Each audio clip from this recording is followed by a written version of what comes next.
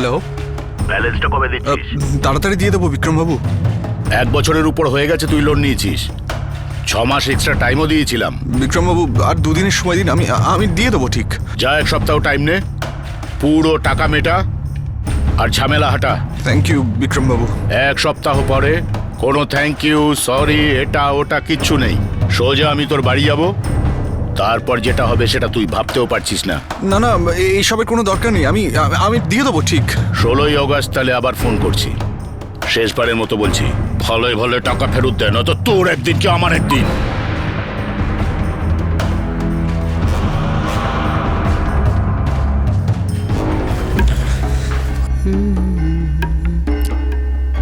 ওই ওই অমিত, ভূত দেখেছিস নাকি? কি হয়েছে? না কিছু না। আরে ইয়ার, তোর মুখ দেখে পরিষ্কার বোঝা যাচ্ছে যে কিছু হয়েছে। বল কি হয়েছে? মুম্বাইয়ের মীরা রোডের বাসিন্দা এক যুবক অমিত খুবই দুশ্চিন্তায় ছিল যে তার প্রাইভেট লোন কিভাবে শোধ করবে। মহাজনের হুমকিতে অমিত ভয় পেয়ে গিয়েছিল। তার কাছে নিজের বাড়ি আর নিজের প্রাণ বাঁচানোর জন্য 1 সপ্তাহ ছিল।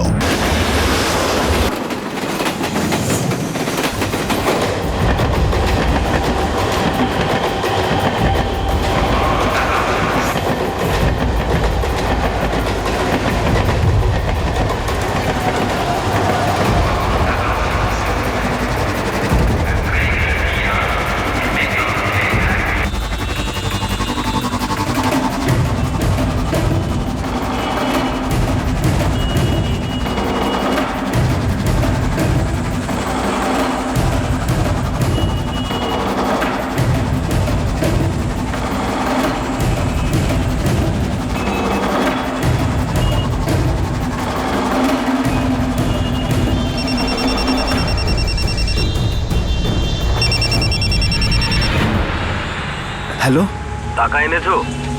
হ্যাঁ টাকা আমার সঙ্গেই আছে। ঠিক আছে, এবার ট্রেনে ওঠো আর আন্ধেরি চলে এসো। আন্ধেরি?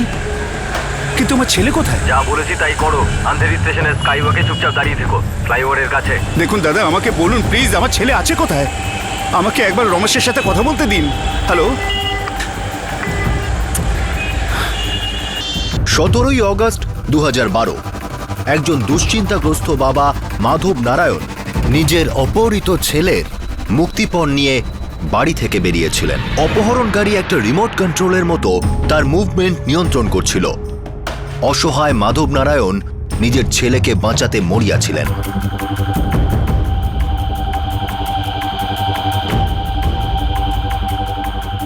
ওরা আমাকে আন্ধেরি স্কাইওয়াকে ডাকছে।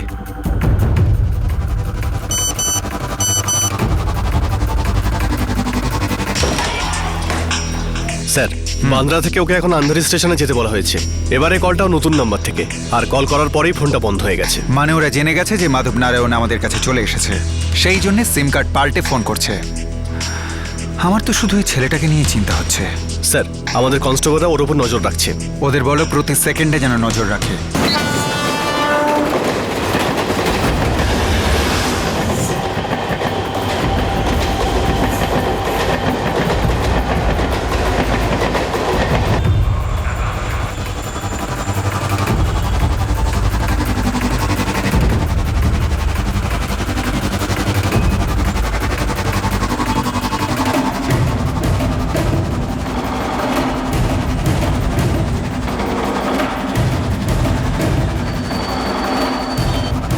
আসলে এটা কি খেলা চলছিল? কে ছিল এই অপহরণের পান্ডা, আর এই অপহরণ কেন হয়েছিল? তোমরা এই জায়গাটা ভালো করে একটু দেখো, সিমেন্ট একটু কম আছে।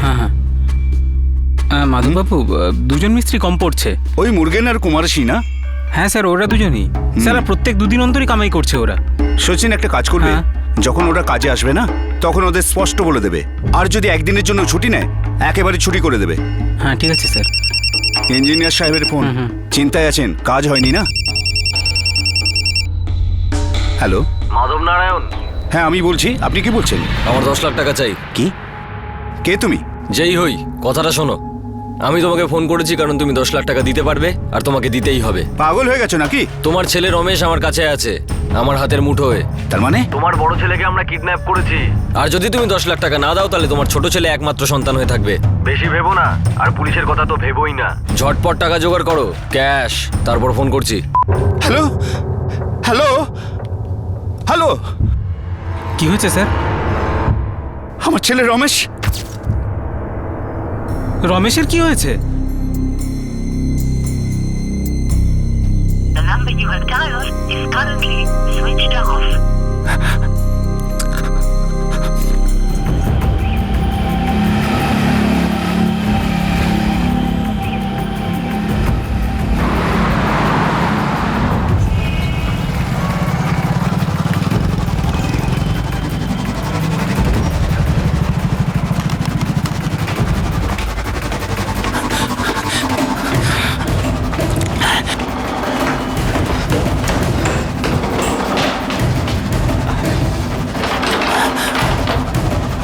স্যার ওই অমিতকে ফোন করুন না, ও তো রমেশের সঙ্গেই থাকে সবসময়। The number you have dialed is currently switched off. অমিতের ফোনটাও বন্ধ বলছে। স্যার ওই অমিতের কাছাকাছি কোথাও ব্যবসা আছে না? হ্যাঁ, মিরা রোড সবজি মার্কেট।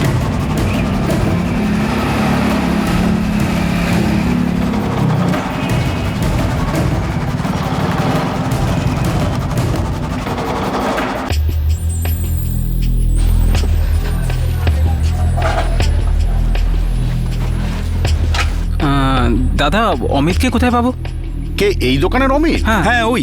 ও তো আজ দোকানই খোলেনি, আর কালকে ওর দোকান বন্ধ ছিল।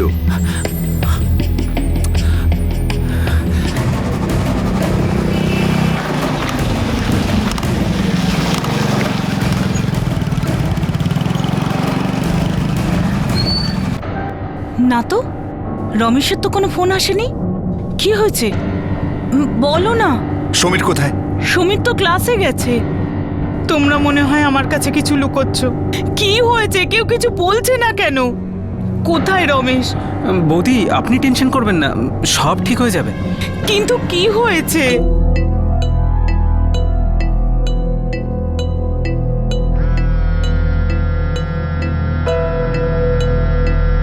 কি হয়েছে বাবা?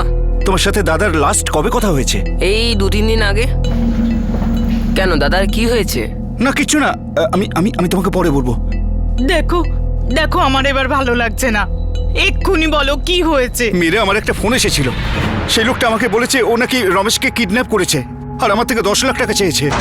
হে ভগবান, হে কি বলছো তুমি? আর বৌদি আপনাদের মীরা রোডের ফ্ল্যাটটাও বন্ধ আছে, আর রমেশের ফোনটাও বন্ধ বলছে। আর টাকার জন্য যে লোকটা আমাকে ফোন করেছিল সে বলেছে আমাকে পরে নাকি ফোন করবে, কিন্তু ওর ফোনটাও এখন বন্ধ বলছে। তোমরা তোমরা অমিতের সাথে কথা বলেছো? ও তো রমেশের সাথেই থাকে, ও কিছু জানবে হয়তো। অমিতকেও ফোনে পাচ্ছি না, আর 2 দিন ধরে ওর দোকানটা বন্ধ আছে।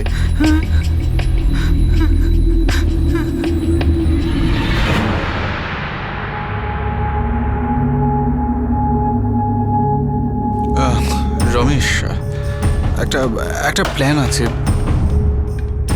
প্ল্যান? কিসের প্ল্যান? আগে বল, তুই চেঁচাবি না, আমি যেটা বলবো সেটা শুনবি। বল ভাই, কি হয়েছে কি? তুই যদি একটু সাহায্য করিস তাহলে আমাদের সবার লাইফ সেট হয়ে যাবে। আমাদের আমাদের সবার? অমিত স্পষ্ট করে বলতো কি হয়েছে। 10 লাখ টাকা চাইবো তোর বাবার কাছে। কি? 10 লাখ আমার বাবার থেকে? কেন? ভাই রমেশ, পুরো কথাটা একবার শুন।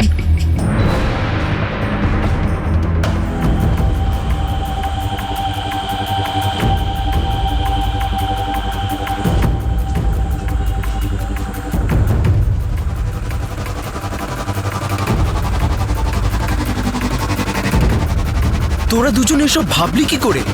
তোরা আমার বাবাকে ফাঁসাবি? আরে ভাই, আমার কথাটা একটু বোঝার চেষ্টা কর। 10 লাখ টাকায় শুধু তোর নয়, আমাদের সবার লাইফ সেট হয়ে যাবে। লাইফ সেট হয়ে যাবে? আর তুই অমিত, তুই পাগল হয়ে গেছিস? তুই এরকম ভাবলি কি করে? আমার বাবা তোর জন্য কি না করেছে, কত হেল্প করেছে, তারপরেও তুই এরকম কাজ করবি? হ্যাঁ বল। আরে ভাই রমেশ, একটু বোঝার চেষ্টা কর ভাই।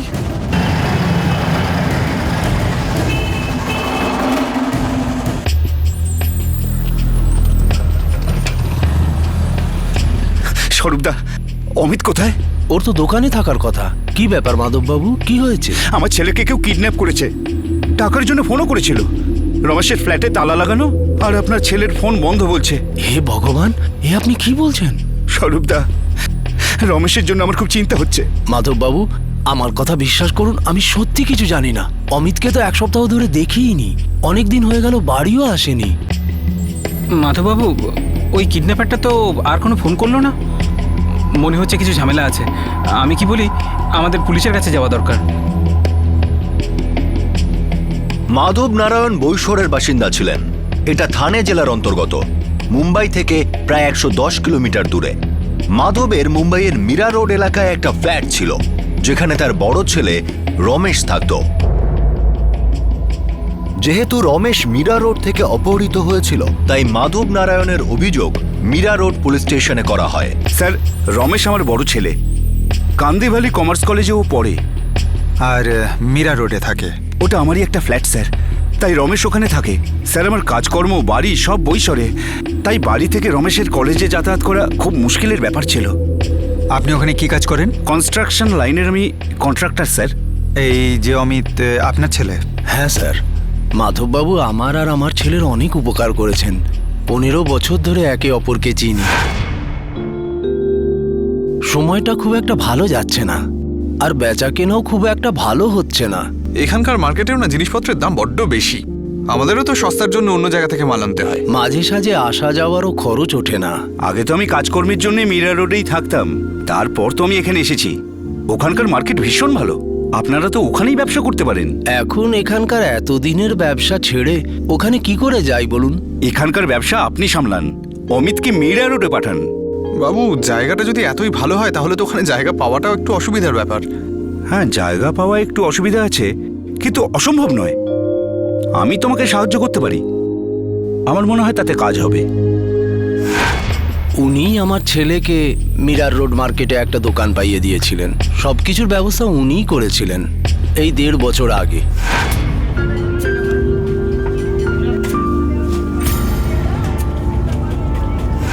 অমিত আর আপনার ছেলে রমেশ একসাথে থাকতো?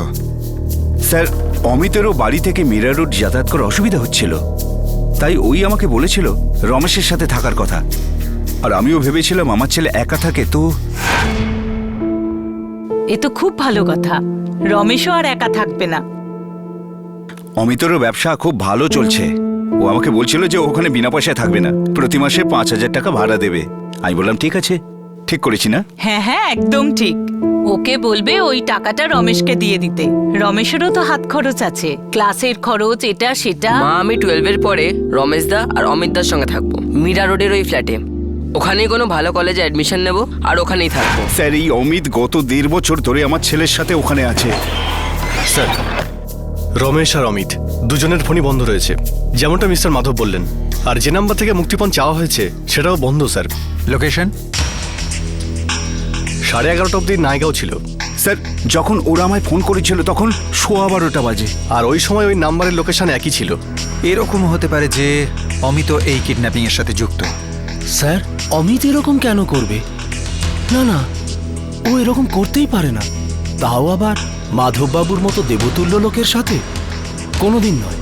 স্যার, যে লোকটা আমাকে ফোন করেছিল সে অমিত মোটেই নয়, এই ব্যাপারে আমি নিশ্চিত, কারণ ওর গলা আমি চিনি। হয়তো আমার ধারণাটা ভুল, কিন্তু আপনাদের দুজনকেই বলছি, এই কেসটাতে ইতিমধ্যে আমরা যে ইনফরমেশন পেয়েছি সেই অনুযায়ী সন্দেহের তীরটা অমিতের দিকে যাচ্ছে। কলার আপনাকে ফোন করে 10 লাখ টাকা মুক্তিপণ চেয়েছে। এ থেকে এটাই পরিষ্কার যে কলার জানে আপনার 10 লাখ টাকা দেওয়ার ক্ষমতা আছে। তার মানে সে আপনাকে ভালোভাবে চেনে, কিন্তু সে দ্বিতীয়বার আপনাকে ফোন করলো না। খুব বড় খেলোয়াড় বলেই মনে হচ্ছে আমার। স্যার, আমার ছেলে আমার কাছে আমার সব কিছু। টাকা তো জীবনে আসবে আর যাবে, আপনি বলুন না স্যার কি করতে হবে, কেমন করে করতে হবে, কিন্তু আমার ছেলের যেন কিছু না হয়। স্যার, আপনি এসব চিন্তা করবেন না, আমি পার্সোনালি আপনার প্রতিটা কল মনিটরিং করব। এখন যদি ওদের ফোন আসে আমি কি বলবো? কথায় ব্যস্ত রাখবেন। বলবেন যে রমেশের সাথে কথা বলতে চাই। আমরা যতটা বেশি সময় পাবো তত তাড়াতাড়ি আমরা কলারদের লোকেশনের ব্যাপারে জানতে পারবো।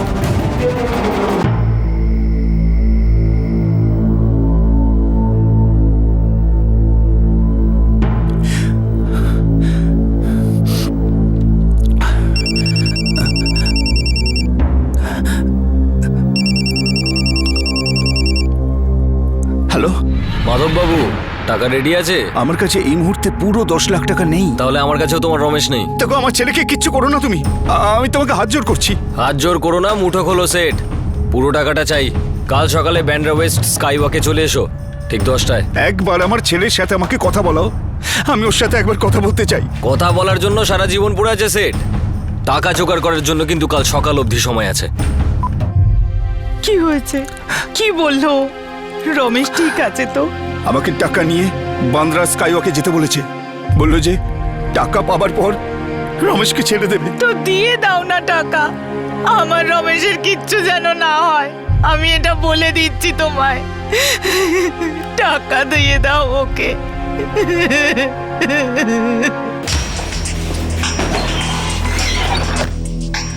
লোকেশনটা পাওয়ালগড় স্যার। কল করার পরে ফোনটা বন্ধ করে দিয়েছে। এটা একজনের কাজ বলে মনে হচ্ছে না, এরা বারবার এদের লোকেশন বদল করছে। স্যার এই অমিত মাধববাবুর পরিবারের খুব কাছের লোক ছিল আর রমেশের সঙ্গেই থাকতো। তাহলে ও কিডন্যাপিং কেন করবে? আর এমন লোকের কাছে মুক্তিপণ চাইবে যে ওর জীবনটাই করে দিয়েছে। এই অমিতের উদ্দেশ্য যে কি সেটা আমাদের কাছে স্পষ্ট নয়। হ্যাঁ, অনুমানের উপর ভিত্তি করে বলা যায় যে আজকের এই মূল্যবৃদ্ধির যুগে আদর্শ আর নীতিকথা টেকে না, হারিয়ে যায়। যখন সৎ পথে হাতে পয়সা না আসে তখন অসৎ পথে যাওয়ার কথাটা অটোমেটিক্যালি মাথায় এসেই যায়। স্যার আমি অমিতের আগের নাম্বারগুলো ট্র্যাক করে দেখেছি, কিন্তু আমার খুব অদ্ভুত লাগছে স্যার যে অমিত নিজের রুম পার্টনার রমেশকেই অপহরণ করবে, যেখানে রমেশের বাবাই অমিতকে দাঁড়াতে সাহায্য করেছে।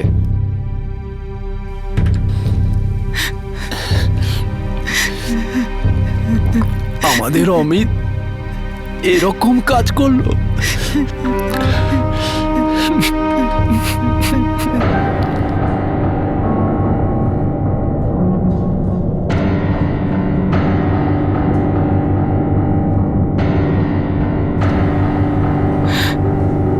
শোনো,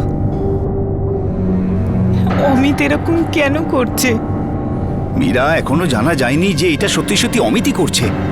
শুধু শুধু দোষারোপ করা ঠিক হবে না। যদিও কিছুই না করে তাহলে লুকিয়ে আছে কেন? আমার তো মনে হচ্ছে এতে অমিতেরই হাত আছে।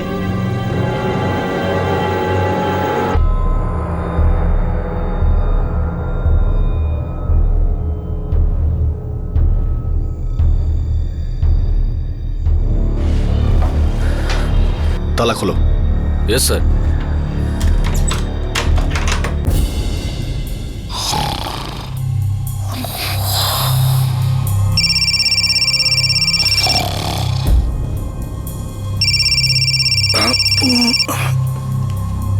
হ্যালো, বিক্রম কাবাডিয়া। হ্যাঁ বলছি। স্যার বাড়িতে কিচ্ছু পাইনি, সবকিছু একদম নর্মাল, যেমনটা ছিল তেমনটাই। ওই মহাজন বিক্রম কাপাডিয়া যার নম্বর অমিতের কল লিস্টে ছিল, তার সঙ্গে কথা হয়েছে। অমিত ওর কাছে টাকা ধার নিয়েছিল, ওকে আমি থানায় ডেকেছি। ভালো, আর কিছু জানতে পারলে? স্যার এই অমিত কোনো দীপক নামে কারোর সঙ্গে টাচে ছিল। এর কোনো পুলিশ রেকর্ড আছে? না স্যার, এরও সবজির ব্যবসা, কিন্তু মীরা রোড মার্কেটে না, ও স্টেশনের ধারে ঠেলায় বিক্রি করে। বেশ, তাহলে ওকেও ডাকো। স্যার এও বেপাত্তা।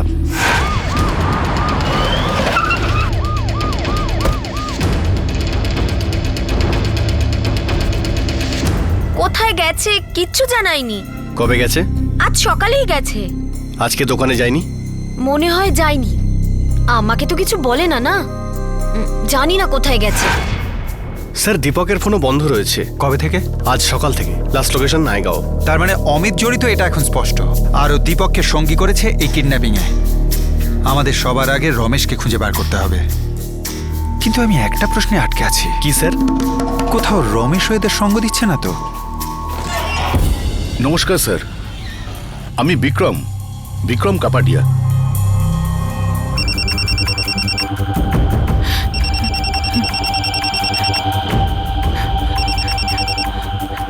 হ্যালো,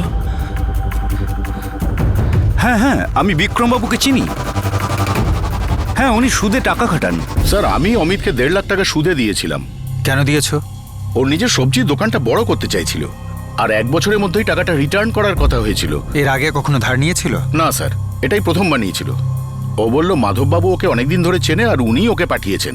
আচ্ছা, তাহলে তুমি আর মাধব শেঠ এর আগে একসাথে ব্যবসা করেছো? স্যার আজকালকার দিনে ওনার মতো মানুষ দেখতে পাবেন না আপনি।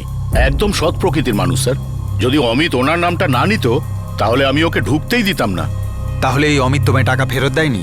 না স্যার, ওকে 1 বছর ছেড়ে 6 মাস আরও দিয়েছিলাম। তারপর যখন দেখলাম ও দিচ্ছে না, তখন গত সপ্তাহে ওকে ফোন করি। কি বলেছিলে? মনে করিয়ে দেওয়ার জন্য স্যার, যে ভাই আমার টাকাটা ফেরত দে। মানে ফোনে হুমকি দিয়েছিলে? স্যার, ওর কাছে আমি এখনো 60,000 টাকা পাই না। ও টাকাটা ফেরত দিচ্ছে না সুদ দিচ্ছে। মা কালী দিব্যি স্যার, সত্যি বলছি এই অপহরণের বিষয়ে আমি বিন্দু বিসর্গ জানি না।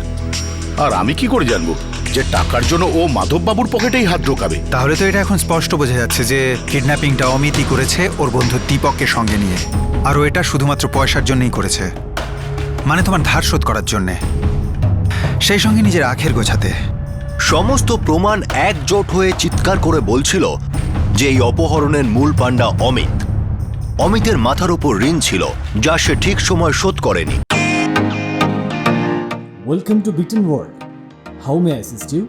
নতুন ফ্ল্যাটের জন্য একটা স্ট্যান্ড ফ্যান আর কুলার নেব। এই পচা গরম থেকে একটু স্বস্তি চাই। বাজার চলতে সব ব্র্যান্ড তো আর ভরসাযোগ্য নয়। তার জন্য তো আমাদের ফ্যান আছে, all purpose bullet table fan, ceiling fan. আমাদের সিলিং ফ্যান কিন্তু 30 মাসের ওয়ারেন্টি সহ পাওয়া যায়। আছে ফারাটা 2 বছরের ওয়ারেন্টি, 17 থেকে 20 মিটার এয়ার ফ্লো, মধ্যবিত্তের সাধ্যের মধ্যে একমাত্র ভরসাযোগ্য ব্র্যান্ড বিটেন। আমাদের কুলারের কিন্তু অনেক range, 45 litres, 50 litres, 70 litres, 90 litres, 110 litres. Honeycomb সহযোগে বিটেনের সব কুলারের ওয়ারেন্টি 1 বছর। চেনা হাওয়ায় অচেনা অনুভূতির জন্য একমাত্র আদর্শ বিটেন। গরমে স্বস্তি পেতে বিটেনের ফ্যান হোক বা কুলার আজই আনুন বাড়িতে। Beaten, digitally yours. এটা খুব একটা অসম্ভব ছিল না যে অমিত এই কিডন্যাপিং নিজের ঋণ শোধ করার উদ্দেশ্যেই করেছিল। এখন প্রশ্ন হলো যে সে মাধব নারায়ণের থেকে মুক্তিপণ নেওয়ার বদলে তাকে গোল গোল ঘুরিয়ে চক্কর কাটাচ্ছে কেন?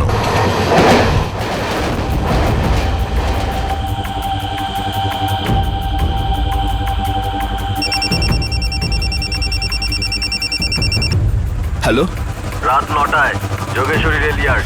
আরে কি খেলা খেলছো আমার সঙ্গে? এইসব নাটক বন্ধ করো আর আমার ছেলের সাথে কথা বলাও। আমি তো কষ্ট করে টাকাটা এনেছি তোমাদের দেবো বলে। আমিও খুব স্পষ্ট করে বলছি সেট, সবুর করো, তোমার ছেলেকে পেয়ে যাবে আজ রাত 9টায়।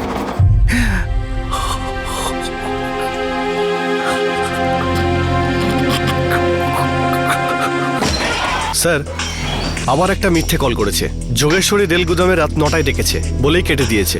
এখন এই ফোনটা বন্ধ বলছে। প্ল্যানটা কি এই লোকগুলোর?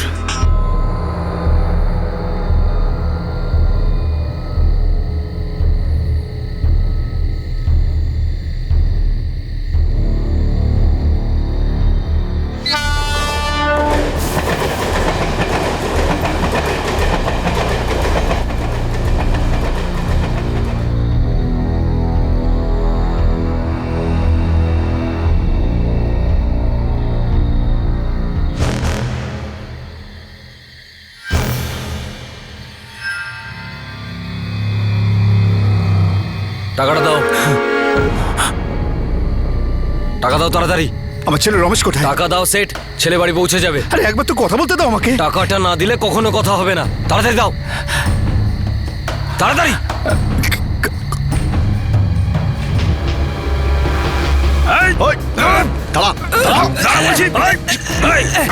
ছেড়ে দাও, পালাচ্ছিস কোথায়? ছেড়ে দাও।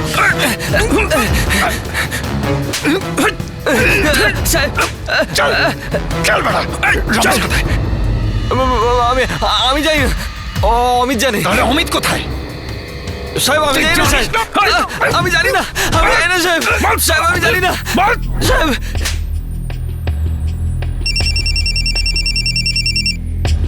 হ্যালো বাবা। বাবা, রমেশ ফিরেছে? না বাবা, এখনো আসেনি।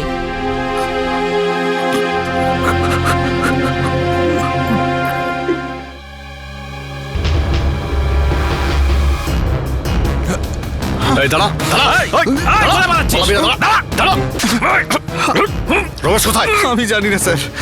রমেশ কোথায়? আমি জানি না স্যার। বল রমেশ কোথায়?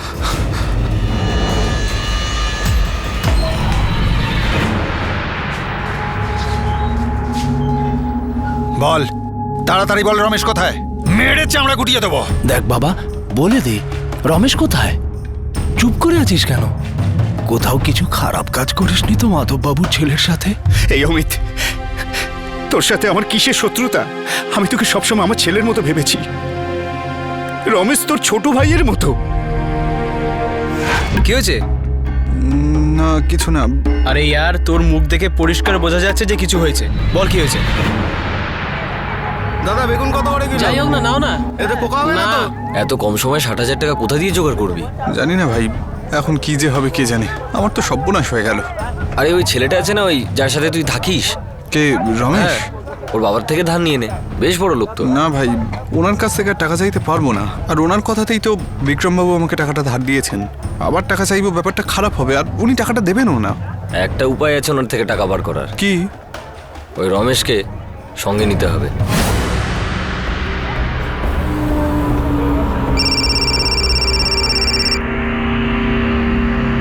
হ্যাঁ অমিত, বল। হ্যাঁ রমেশ, একটা দরকার ছিল ভাই। আরে বল না ভাই, অনেকদিন ধরে তুই মুখ ভার করে রয়েছিস। কি হয়েছে? তুই কি দেখা করতে পারবি আমার সঙ্গে? তাহলে তোকে কথাটা বলতাম। হ্যাঁ বল না, কোথায় দেখা করবি? নয়গাঁও স্টেশনে আসতে পারবি? নয়গাঁও। আরে ইয়ার, এত দূরে? চলে আয় না ভাই, একটু এখানে দরকার আছে। আচ্ছা বাবা, ঠিক আছে, আমি আসছি, কিন্তু কিছু তো বল। দেখ, তুই কিন্তু আমাকে খুব চিন্তায় ফেলছিস। ওকে, তুই চলে আয় না, তখন আমি তোকে সব খুলে বলবো। তুই চলে আয়। হ্যাঁ, আমি তোর জন্য অপেক্ষা করছি। হ্যাঁ অমিত, তুই চুপ করে আছিস কেন? আমার ছেলে রমেশ কোথায়? তোরা আমার বাবাকে ফাঁসাবি? আমার বাবাকে? আরে ভাই, আমার কথাটা একটু বোঝার চেষ্টা কর। 10 লাখ টাকায় শুধু তোর নয়, আমাদের সবার লাইফ সেট হয়ে যাবে। তুই পাগল হয়ে গেছিস? তুই এরকম ভাবলি কি করে? আমার বাবা তোর জন্য কি না করেছে, কত হেল্প করেছে, তারপরেও তুই এরকম কাজ করবি? হ্যাঁ বল। দেখ রমেশ, এত চিল্লাস না, আমাদের সঙ্গে থাক, নাহলে সত্যি কিছু করে দেবো। কি করবি? কিডন্যাপ। কিডন্যাপ? এবার বুঝতে পেরেছি। অমিত, এর জন্য তুই আমাকে এত দূরে এখানে রেখেছিস? আমার মাথায় কিছু আসছিল না। তাই বলে এমন একটা জঘন্য প্ল্যান বানাবি তোর বন্ধুর সাথে? হ্যাঁ, তুই আমাকে কিডন্যাপ করবি? তোরা পাগল হয়ে গেছিস। টাকা না পেলে সত্যি পাগল হয়ে যাব, ডুবে যাব সব শুদ্ধ। তোরা পাগলও হয়ে গেছিস আর ডুবেও গেছিস। তোরা কি ভাবছিস তোরা আমার বাবাকে ফাঁসাবি আর আমি দাঁড়িয়ে দাঁড়িয়ে সব দেখবো? অমিত, আমার দিকে তাকা, আমার চোখের দিকে দেখ। তুই পাগল হয়ে গেছিস? আমার বাবা তোর জন্য কত কিছু করেছে, কত হেল্প করেছে, আর এরপরেও তুই... তোদের দুজনকে ছাড়বো না আমি, জেলে পাঠিয়ে ছাড়বো আমি, দেখিস। ভাই অমিত, যদি এ কিছু বলে দেয় না, পুলিশ আমাদেরকে ঝুলিয়ে ঠ্যাঙাবে। তাহলে ভাই এখন কি করবো বলতো? সবার আগে এই হিরোটাকে আটকাতে হবে, চুপ করাতে হবে একে।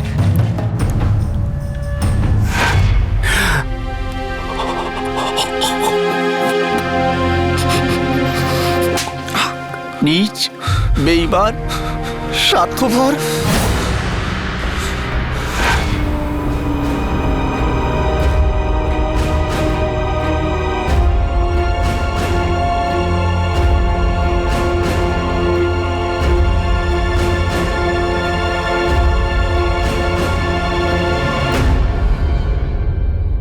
আরে আরে, আমরা এটা কি করে ফেললাম? ভাই, এছাড়া আর কিছু করার ছিল না রে, বরবাদ করে দিত আমাদেরকে। কিন্তু আমাদের জীবন তো বরবাদ হয়ে যাবে। চুপ কর, মেয়েদের মতো কাঁদিস না। আমরা ঠিক বেরিয়ে যাবো, দেখিস। এর বাবার কাছ থেকে 10 লাখ টাকা নেবো, আর তারপর কেউ কিছু জানার আগে আমরা কোথাও চলে যাব। 10 লাখ টাকা প্রচুর রে ভাই, আমরা আরামে থাকবো।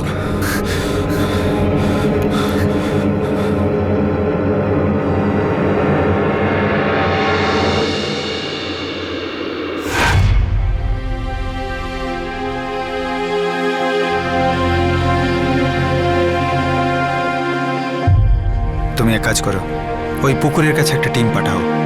Yes sir.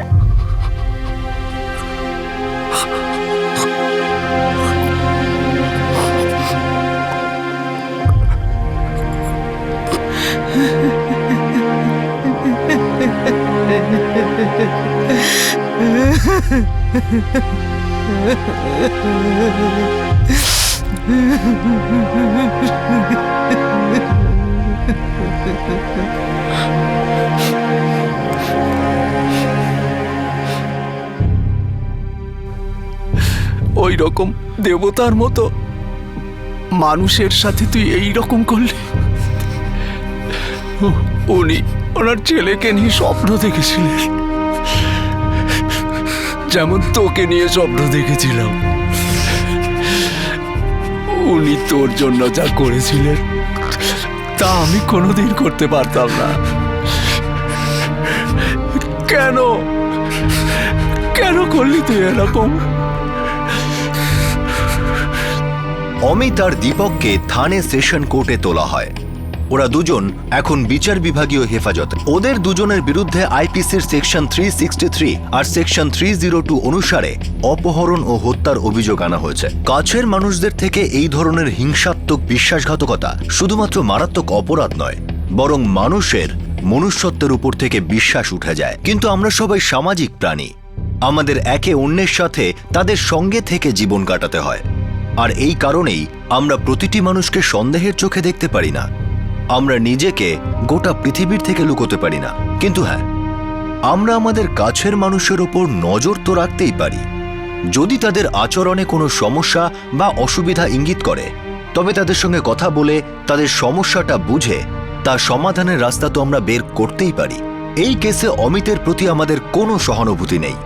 সে একজন সাবালক যুবক যে শুধু টাকার জন্য খুন করেছে। কিন্তু যদি আমরা একটু পিছিয়ে গিয়ে দেখি, দেখা যাবে খুনটা অকারণে হয়েছে। অমিত তো কোনো অপরাধী ছিল না। সে নিজের ব্যবসা বড় করতে চেয়েছিল, তার টাকার দরকার ছিল, আর সে লোভের ফাঁদে পা দিয়েছিল।